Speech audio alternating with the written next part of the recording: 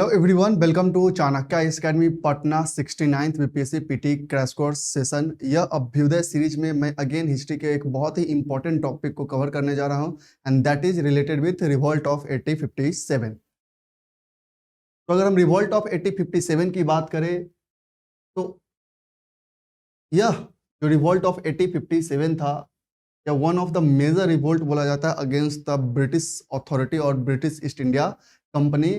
This was the first expression of organised resistance की यह British East India company के खिलाफ पहला एक संगठित प्रतिरोध था कि ऑर्गेनाइज्ड रेसिस्टेंस हुआ था, फर्स्ट टाइम ऐसा देखा गया था।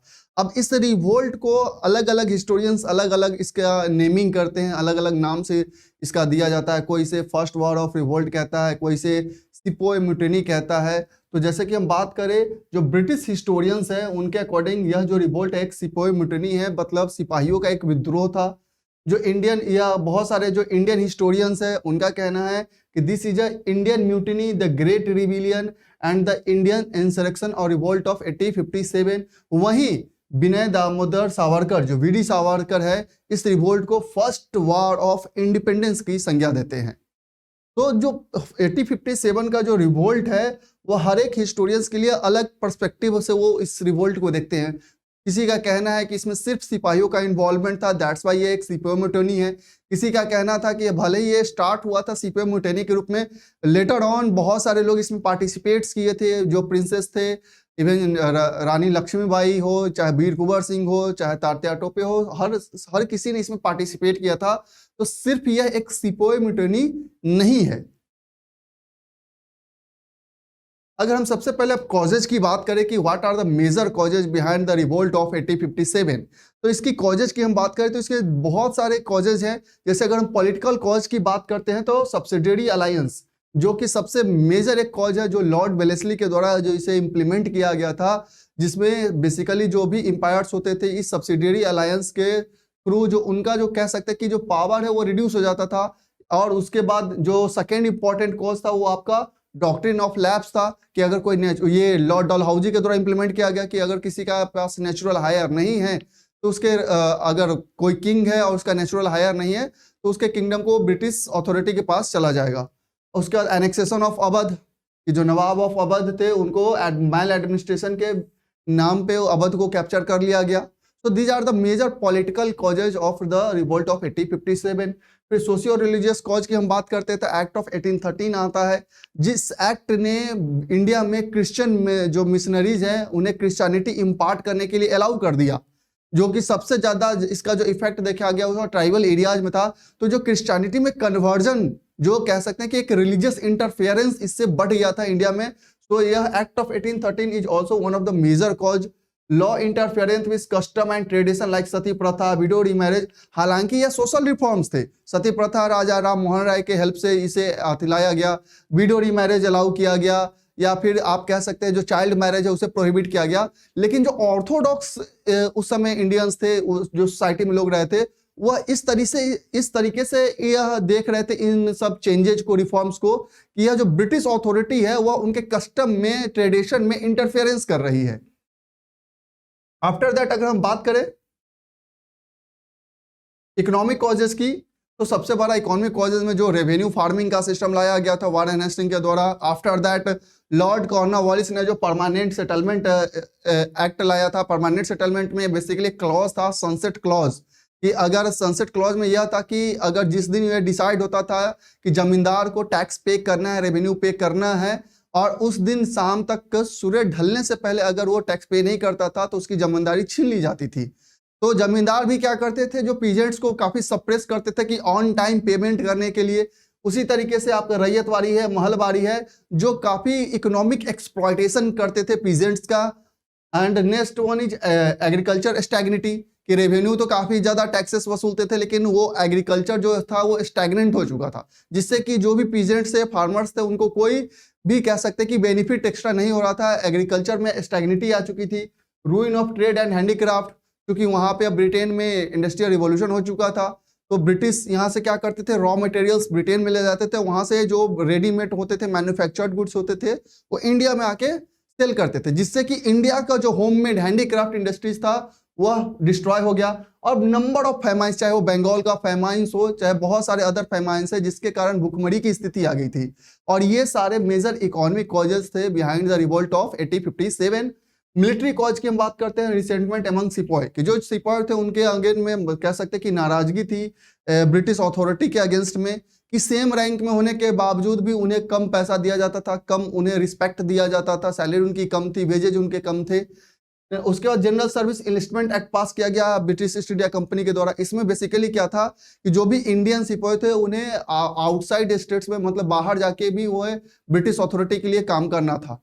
तो उस समय कॉन्सेप्ट चलता था कि वो जो ब्रिटिश यहाँ पे जो हमारे सोसाइटी में जो सिपाही रहते थे वो क्रॉसिंग ऑफ सी का मतलब समझते थे कि रिलीजन में परिवर्तन होना, जो कि इस जनरल सर्विस इनलिस्टमेंट एक्ट में के अकॉर्डिंग था कि जो भी इंडियन सिपाही हैं वो उन्हें बाहर ब्रिटेन को डिफेंड करने के लिए बाहर जाना पड़ेगा, जो कि एक रिलीजियस इंटरफेरेंस माना जाता था इंडियन सिपाही के द्वारा। एडमिनिस्ट्रेटिव कॉजेज की हम बात करें तो सबसे बड़ा जो कंपनी था ब्रिटिश ईस्ट इंडिया कंपनी, उसमें ही एक रैम्पट करप्शन था, काफी ज्यादा कह सकते हैं कि जो स्पेशली जो लोअर पुलिस अथॉरिटीज थी या एडमिनिस्ट्रेटिव ऑफिशियल थे या लोअर कोर्ट थे, उनमें काफी ज्यादा करप्शन हो गया था। दैट्स वाई जो फाइनेंशियल पोजीशन था वो धीरे धीरे डाउनग्रेड होने लगा।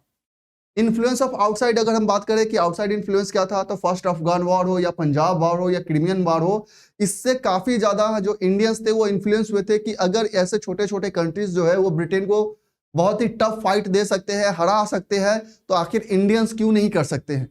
तो ये आउटसाइड इन्फ्लुएंस से जो इंडियंस थे वो काफी ज्यादा इन्फ्लुएंस हुए थे। और सबसे जो मेजर कॉज था आपका, वो सबसे मेजर कॉज था कि आपका जो रॉयल इनफील्ड राइफल था, वह जो कैटरेज लाया गया था जिसमें पिग्स और काऊ के जो भी कह सकते हैं उसका यूज किया जाता था, तो स्किन का यूज किया जाता था, जो कि और उसे यूज करने के लिए दिया गया था इंडियन सिपोई को, और उन्होंने डिनायल कर दिया था, तब जाके यह रिवोल्ट स्टार्ट हुआ था। तो इंट्रोडक्शन ऑफ जो कैटरेज था जो कि बना होता था काऊ और पिग्स के स्किन से, दैट्स वाई यह एक मेजर माना जाता है, कह सकते हैं इमीडिएट कॉज है 1857 के रिवोल्ट का। और उसके बाद 34th इन्फेंट्री के जो एक सिपाही रहते हैं मंगल पांडे, वो अपने सीनियर को शूट कर देते हैं। उसके बाद यह रिवोल्ट वहां से बिगिन होता है और बिहार में रोहिणी से यह स्टार्ट होता है। अगर हम सेंटर ऑफ रिवोल्ट की हम बात करते हैं कि कहाँ कहाँ कौन कौन से मेजर लीडर रहते, तो आप देख सकते हैं दिल्ली में बहादुर शाह जफर, बहादुर शाह टू, जनरल बख्त खान थे। वहां पे जो ब्रिटिश ऑफिशियल्स था जो इन्हें टफ फाइट दे रहा था, जॉन निकोलसन और हडसन थे। कानपुर की हम बात करें, नाना साहब, तात्या टोपे एंड अजीमुल्ला खान, वहां पे ब्रिटिश ऑफिशियल्स कैंपबेल हैवलॉक थे। झांसी की बात करें, रानी लक्ष्मीबाई और सर ह्यूज रॉस थे, जो इन्होंने जिसने सर ह्यूज रॉस ने उस रिवोल्ट में रानी लक्ष्मीबाई का डेथ हो गया था। बिहार में बात करें, कुंवर सिंह जो मेजर लीडर थे इस रिवोल्ट के, विलियम टेलर और विंसेंट आयर यहाँ पे ब्रिटिश ऑफिशियल थे। बरेली की हम बात करें, खान बहादुर खान थे, यहाँ पे सर कॉलोनियल कैंपेबल थे। एंड लखनऊ की हम बात करें तो बेगम हजरत महल, ब्रिजिस कादरी एंड अहमदुल्ला थे। यहाँ पे हेनरी लॉरेंस जो ब्रिटिश ऑफिशियल्स थे इसे डिफेंड कर रहे थे इस रिवोल्ट को।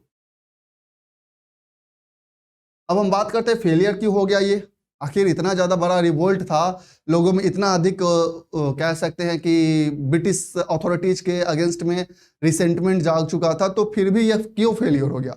तो सबसे बड़ा अगर हम बात करें कि फेलियर का एक लिमिटेड अपराइजिंग था, कि मतलब यह मेनली नॉर्दर्न इंडिया में ही कंसंट्रेटेड था, बहुत बड़ा पार्टिसिपेशन नहीं था। जैसे फॉर एग्जाम्पल आप बात करें प्रिंसली स्टेट्स, हैदराबाद हो, मैसूर हो, ट्रेवनकोर हो, कश्मीर हो, as well as small states जो राजपूताना स्टेट्स थे वो भी यहाँ पे पार्टिसिपेट नहीं करते हैं।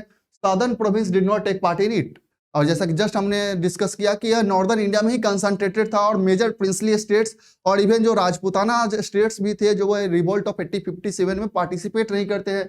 नो इफेक्टिव लीडरशिप, कि हर कोई अपने कॉमन, भले ही बहादुर शाह जफर को डिक्लेयर कर दिया गया था कॉमन इंपरेटर, बट कोई भी इफेक्टिव लीडरशिप नहीं था। हर कोई अपने पर्पस के लिए रिवोल्ट को लड़ रहा था, चाहे वो कुंवर सिंह हो या फिर रानी लक्ष्मीबाई हो या बेगम हजरत महल हो, सबका एक अपना कॉमन कह सकते हैं गोल नहीं था। तो कॉमन गोल नहीं होने के कारण जो लीडरशिप था वो कमजोर पड़ गया। फिर लिमिटेड रिसोर्स थे, ब्रिटिश काफी ज्यादा हाईली टेक्नीशियंस जो कह सकते हैं आर्म्स और एम्यूनिशन यूज कर रहे थे सप्रेस करने के लिए।